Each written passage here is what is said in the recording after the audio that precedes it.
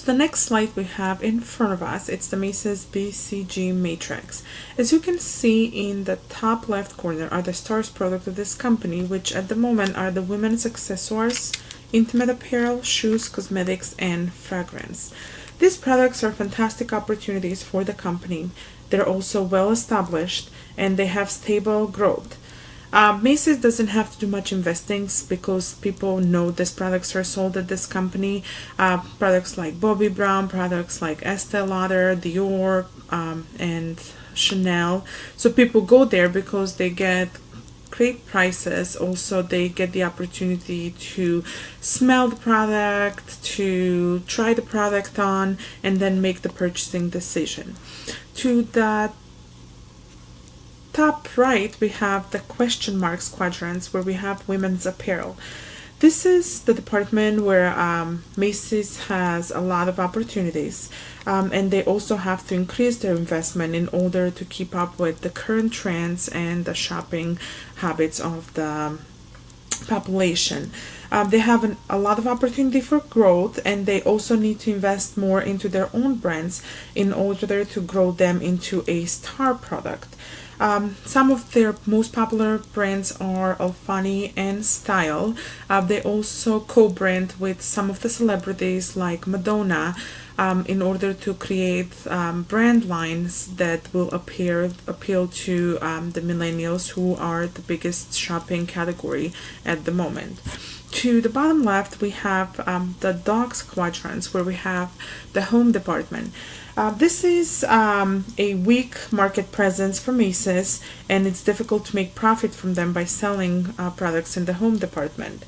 Eventually, they would have to fade this out of their stores because, as we said, they don't make much profit out of this category, and they don't need to invest a lot of money there because they don't have a strong market presence.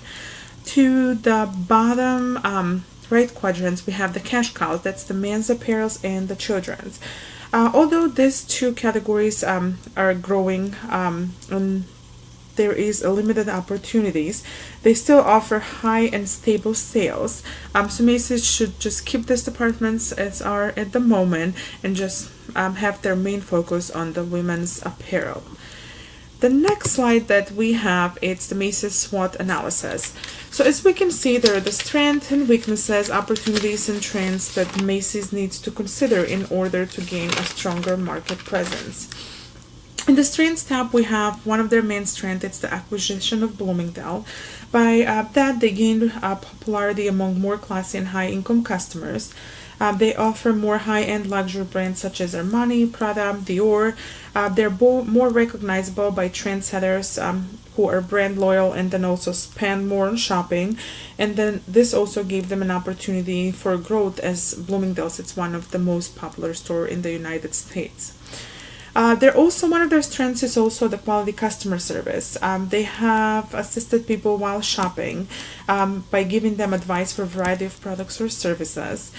They offer help with the store purchases, online purchase.